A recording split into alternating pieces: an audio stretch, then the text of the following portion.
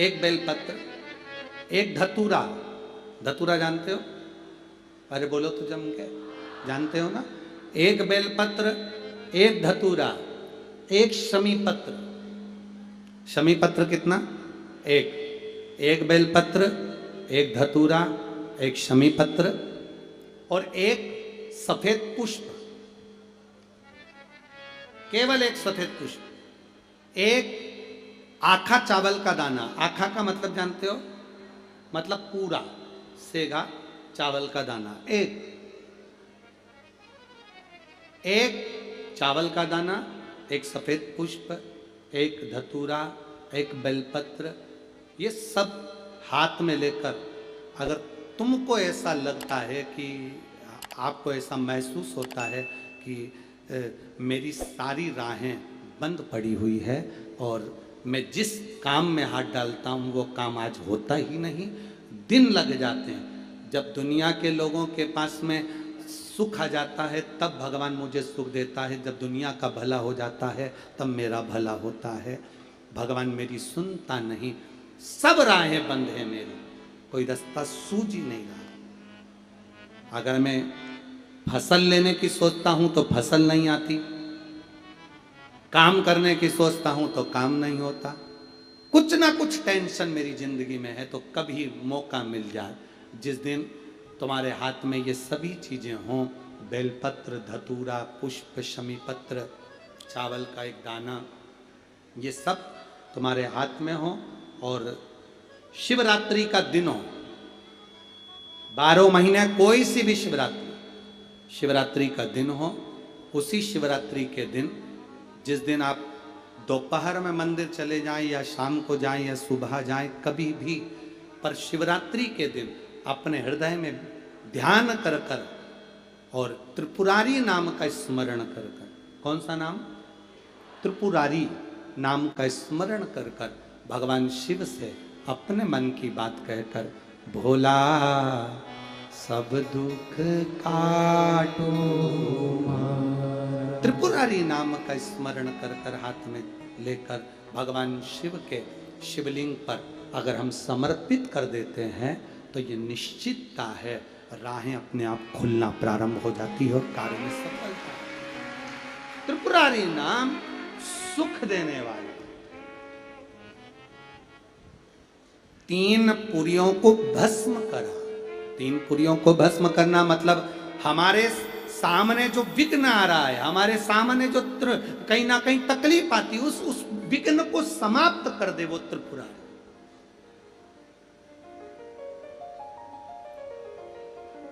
हमारे विघ्न को जो समाप्त कर दे वो त्रिपुरारी। शिवरात्रि के दिन बेर चढ़ाने का बड़ा महत्व है और शिवरात्रि पर चढ़ा हुआ वो बेर उठाकर ले आइए और उस बेर को उठाकर रख लीजिए।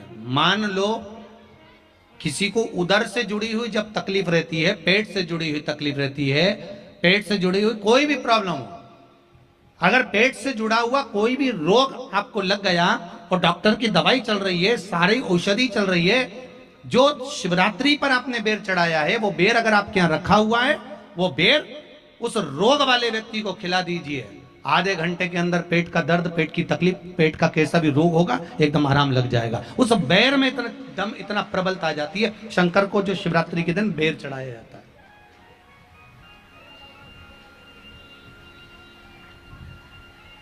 भगवान शिव पर समर्पित हुआ वो बेर का इतना महत्व महाराज। और जो देवता को उठाने के लिए बोर समर्पित करा जाता है, बेर भाजी आंवला उठो देव सांवरा, उसको शंकर जी का भाव है, क्योंकि शिव जी का दर्शन भगवान नारायण उठते से ही करना चाहते हैं। सबसे पहले नेत्र खोले और मेरा शिव का दर्शन हुआ। बेर का भाव ही शिव का दर्शन का भाव।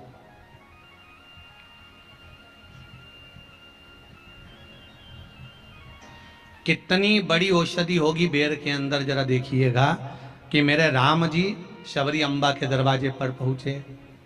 आप लोग भजन में लेते रहते हो, शबरी संवारे रास्ता आएंगे राम जी, मेरा भी धन्य जीवन बनाएंगे राम जी।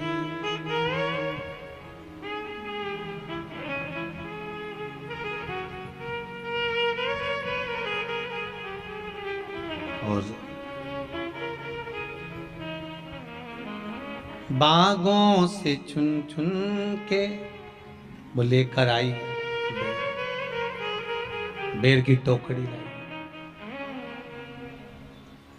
खट्टे हो चाहे मीठे हो पाएंगे राम जी,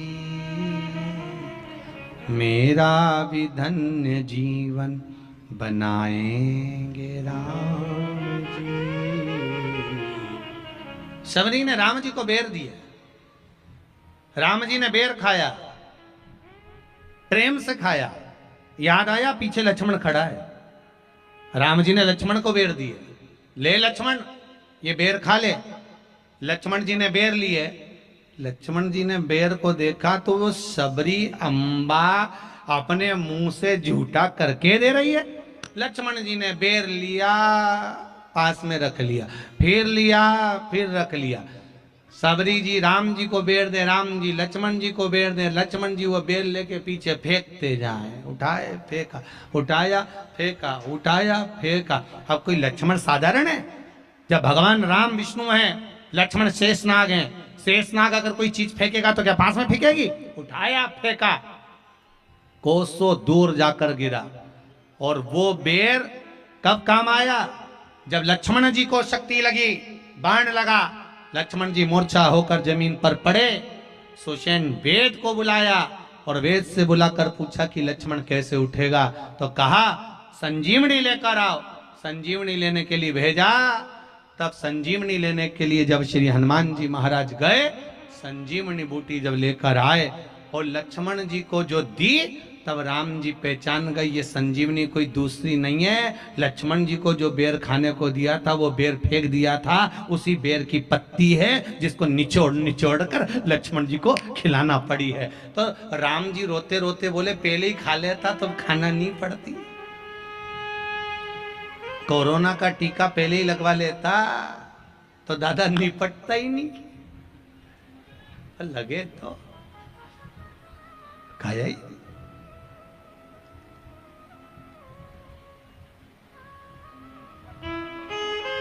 यहां तो सीधी सीधी बात है ना।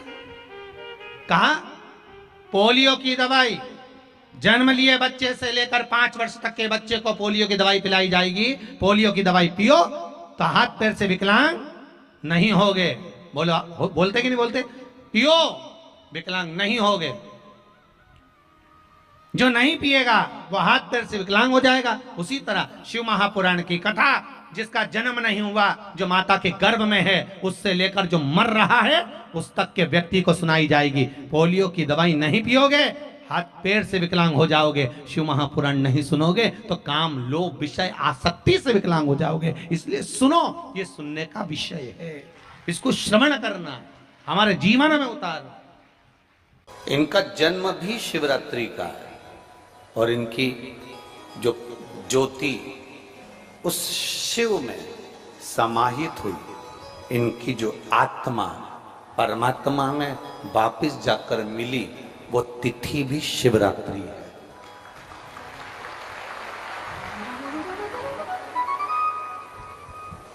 वो तिथि भी शिवरात्रि। इसलिए माघ की शिवरात्रि और फाल्गुन की शिवरात्रि, ये दोनों शिवरात्रि तारा बाबा की कुटिया में भव्यता के रूप में मनाई जाती है। भव्यता।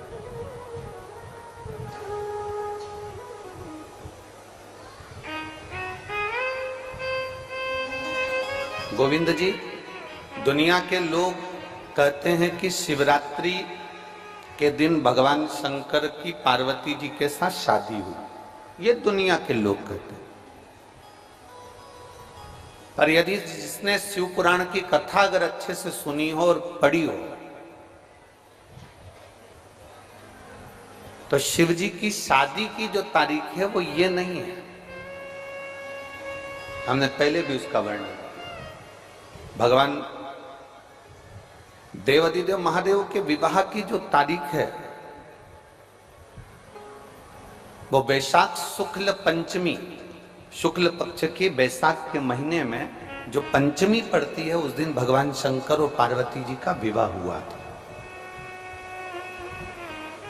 ये जो शिवरात्रि है, ये विवाह की रात्रि नहीं है। ये शिवरात्रि ब्रह्मा और भगवान विष्णु ने भगवान शंकर को पहचानने के लिए पृथ्वी पर भगवान शंकर के प्रथम शिवलिंग को प्रकट करा था। तो ये शंकर जी के जन्म की शिवरात्रि है, प्रागट्य की शिवरात्रि।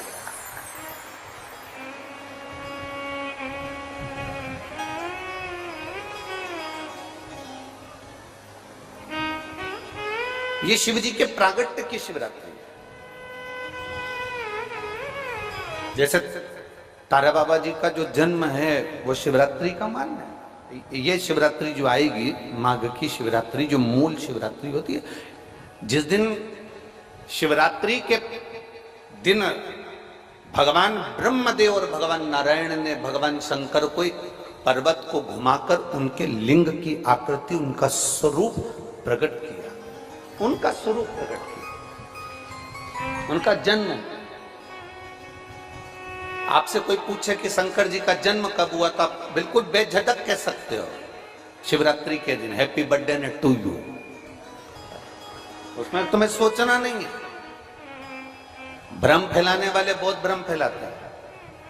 आपसे कोई पूछे तारा बाबा जी का जन्म कब हुआ, तो आप कर सकते हो शिवरात्रि के दिन हुआ। और आज इस व्यासपीठ से एक बात और कहना चाहेंगे, जिसको अपने जन्म की तारीख ना मालूम हो, जिसको अपने जन्म दिन ना मालूम हो, वो आप नियम बना लो कि आपका जन्मदिन भी शिवरात्रि के दिन ही हुआ है, पक्का। जब परब्रह्म परमेश्वर स्वयं देवादिदेव महादेव शिवरात्रि के दिन प्रकट हो जाता है, उसका शिवलिंग, उसकी आकृति प्रकट हो जाती है। और ब्रह्मा जी ऊपर जाकर मालूम करते हैं, आकाश में बढ़ते जाते हैं, तो भी उनको शंकर भगवान के शिवलिंग का छोर नहीं मिलता। भगवान नारायण नीचे की ओर बढ़ते चले जाते हैं, पाताल की ओर, और उनके चरण नहीं मिलते, तब हार जाते हैं कि शंकर को पहचानना कठिन है।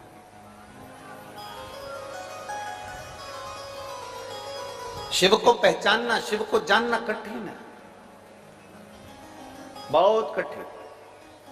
जैसे शंकर को पहचानना कठिन है, जैसे शिव को पहचानना कठिन है, उसी तरह कोई संत को, कोई गुरु को, कोई सतगुरु को पहचानना कठिन।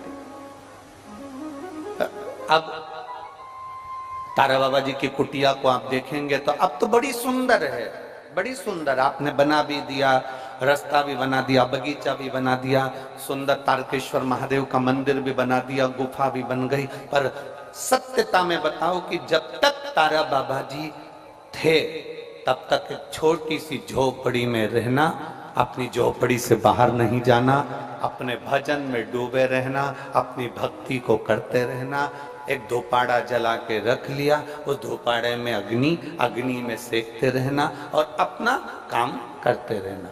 कब निकलते, कब आते, कब जाते, प्रवेश कब करते, कब कहीं बाहर निकलते, किसी को भी नहीं मालूम पड़ता कि निकले कि ना निकले। सतगुरु ऐसा ही है। संत, असली संत की पहचान ये होती है, असली सतगुरु जो होता है, असली सतगुरु।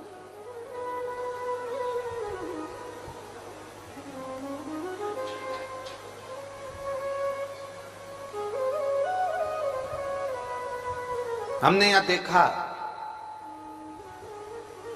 तारा बाबा जी की कुटिया के बाहर से दर्शन कराते हैं, उनके समाधि स्थल के कराते हैं, बाहर से दर्शन, बाहर से दर्शन, समाधि स्थल का जो दर्शन कराते हैं बाहर से कराते हैं।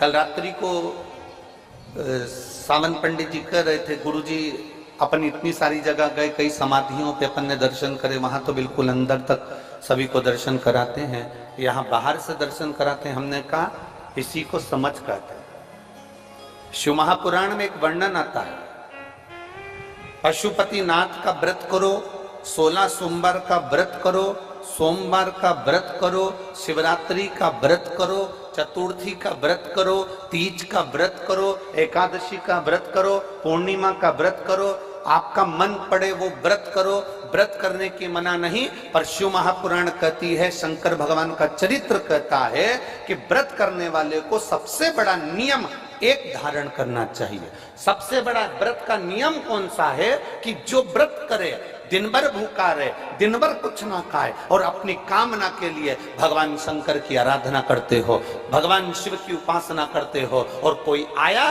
तुम्हारे पांव को छुआ, प्रणाम करा, और तुम्हारे पांव को छुआ, प्रणाम करा, और तुमने उसके ऊपर हाथ रख दिया, या तुम्हारे चरण छुए और छूकर उसको तुमने अपने दिल से कुछ दे दिया, उसने चरण छुआ और तुम्हारे नीवी मुख से निकला, पर तुम्हारे चरण को अगर उसने व्रत वाले दिन हाथ लगा लिया तो समझ लेना कि तुमने जो दिन भर व्रत करा उस व्रत का पुण्य वो लेकर चले गया। तुम्हारे व्रत का पुण्य वो लेकर का बहुत अच्छा क्रम है महाराज, वो केवल शिवरात्रि के दिन करने का होता है। कहते हैं जिसका व्यापार ना चले, व्यवसाय ना चल रहा हो, बहुत ज्यादा कष्ट में जीवन निकल रहा हो और बहुत ही ज्यादा तकलीफ हो रही हो, तो धतूरे को हल्दी में डुबोकर शंकर भगवान को शिवरात्रि के दिन रात को 12 बजे समर्पित करें। उस धतूरे को वापस उठा लाएं 5-10 मिनट के बाद, श्री शिवाय नमस्तुभ्यम बोलकर लाल कपड़े में उसको बांधकर व्यापार वाली जगह में कहीं पर भी उसको बांध दिया जाए। व्यापार पीछे नहीं हटता, व्यापार अग्रण्य भाव में बढ़ता चले जाता है। महाराज उस धतूरे को केवल परंतु शिवरात्रि के दिन रात को 12 बजे ही किया जाए, हल्दी में डुबोना पड़ता है।